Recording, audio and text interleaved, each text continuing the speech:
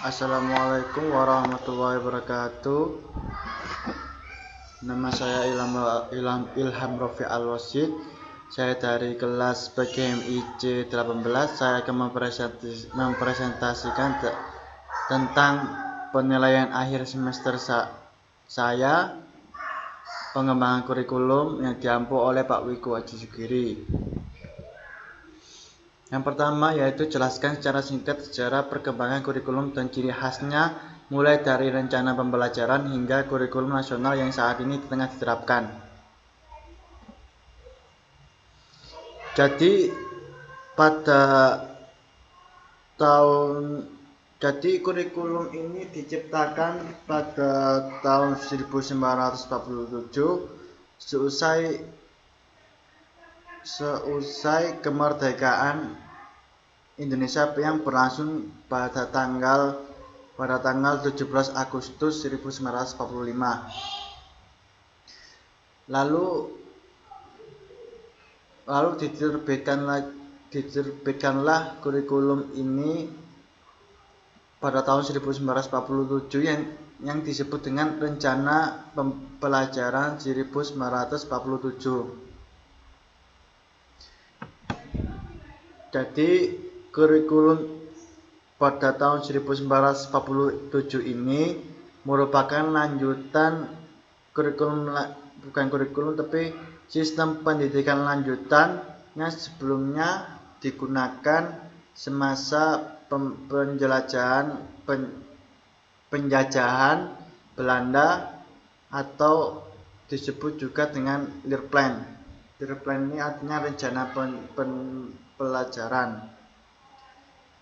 Jadi perubahan arah pendidikan dari orientasi pendidikan Belanda ke kepentingan nasional ini lebih bersifat politis.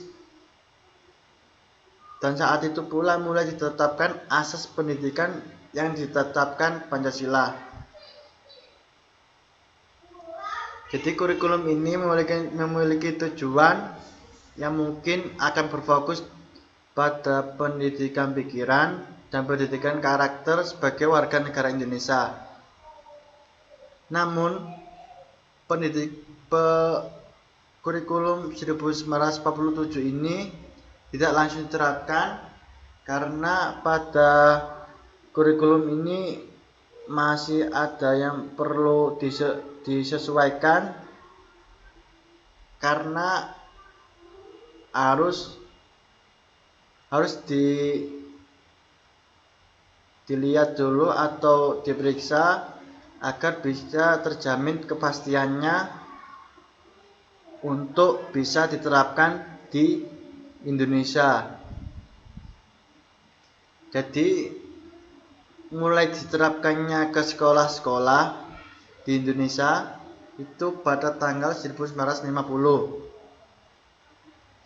Lalu yang selanjutnya itu kurikulum 1952. Nah, kurikulum ini merupakan penyempurnaan kurikulum sebelumnya. Yang bisa dikatakan di kurikulum ini itu bisa disebut sebagai cikal bakal sistem pendidikan Indonesia. Dalam kurikulum ini sudah terdapat rincian mata pelajaran dan menggunakan silabus sebagai pokok-pokok atau isi materi pelajarannya. Jadi di sini itu penyempurnaannya itu dalam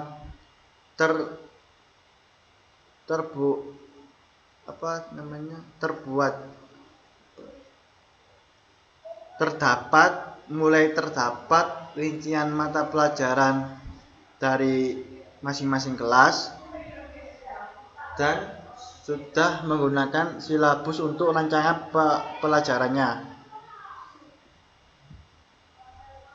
Jadi di sini guru juga diberikan tanggung jawab untuk mengajar satu mata pelajaran.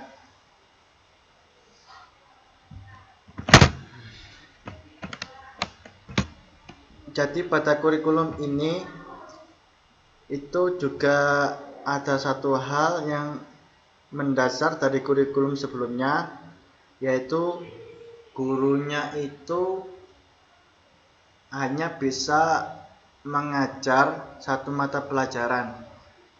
Jadi maksud guru mengajar satu mata pelajaran ini, guru itu harus mengajar satu mata pelajaran dari kelas awal sampai kelas akhir. Tidak misalnya kelas 1 sampai 6 untuk bahasa Indonesia, semisal mata pelajarannya bahasa Indonesia. Nah, itu yang mengajar satu guru saja. Tidak terpisah, misalnya kelas 1 gurunya sendiri, kelas 2 gurunya sendiri. Ini tidak. Ini maksudnya satu mata pelajaran dari mulai kelas 1 sampai kelas 6 itu yang mengajar satu guru untuk satu mata pelajaran saja. Untuk yang ketiga, yang selanjutnya yaitu kurikulum 1964.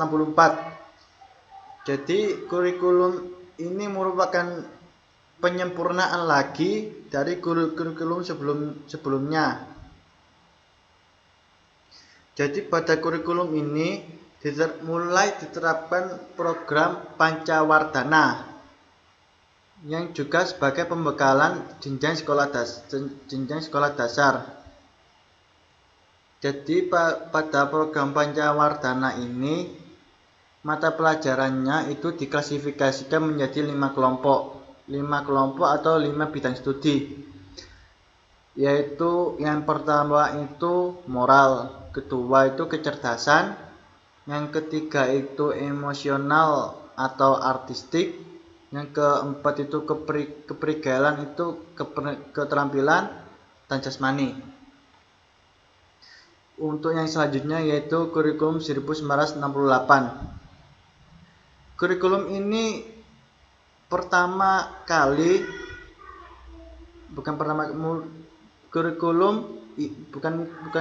kurikulum ini itu diterapkan sejak jatuhnya Soekarno dan digantikan Soeharto.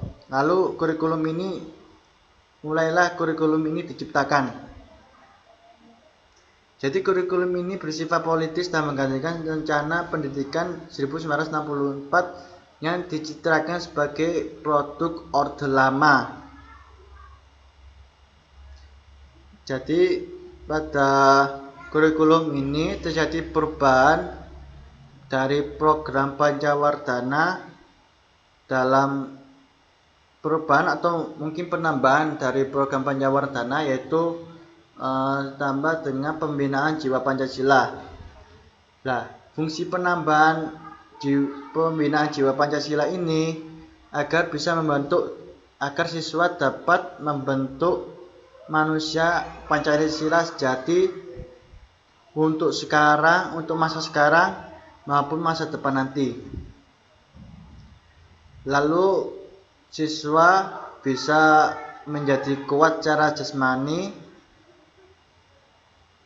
dan bisa meningkatkan atau menjunjung kecerdasan,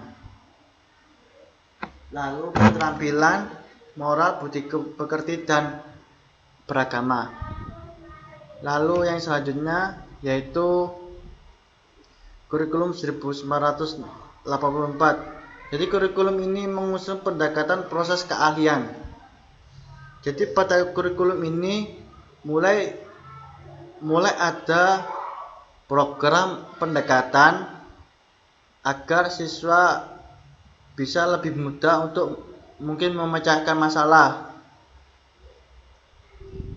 Seperti program diskusi. Program diskusi ini merupakan siswa berinteraksi dengan siswa lain yang ada dalam satu kelas untuk menyelesaikan untuk memecahan masalah. Lalu mengamati itu seperti misalnya mengamati benda-benda yang ada di sekitar dan pada suatu tempat tertentu. Lalu mengelompokkan hingga melaporkan melaporkan lewat sebuah laporan yang akan disampaikan kepada guru mata pelajaran tersebut. Yang selanjutnya yaitu kurikulum 1994 dan suplemen kurikulum 1999. Nah, kenapa kurikulum ini disebut dengan suplemen kurikulum? Karena pada kurikulum ini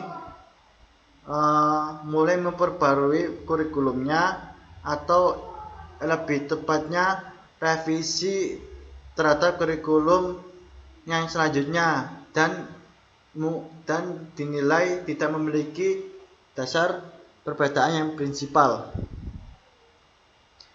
Jadi pada kurikulum ini yaitu sebagai upaya memadukan kurikulum-kurikulum sebelumnya, terutama kurikulum 1975 dan 1984. Namun ternyata perpaduan antara tujuan dan proses tersebut masih belum berhasil, karena masih ada kritikan dari beberapa pihak perihal kaitan dengan dari sisi alat ukur pembelajarannya, yang seperti pada ujian itu masih menggunakan format pilihan ganda. Nah, setelah mendapat kritikan dari berbagai pihak, akhirnya pihak pemerintah pusat itu mencoba untuk melakukan pengujian coba pada Pulau Jawa atau kota-kota besar di Pulau Jawa, dan hasilnya memang kurang memuaskan bagi guru atau tenaga pengajar yang menerapkannya. Lalu yang selanjutnya kurikulum 2004. Kurikulum 2004 ini lebih dikenal dengan KBK. Jadi pada kurikulum 2004 ini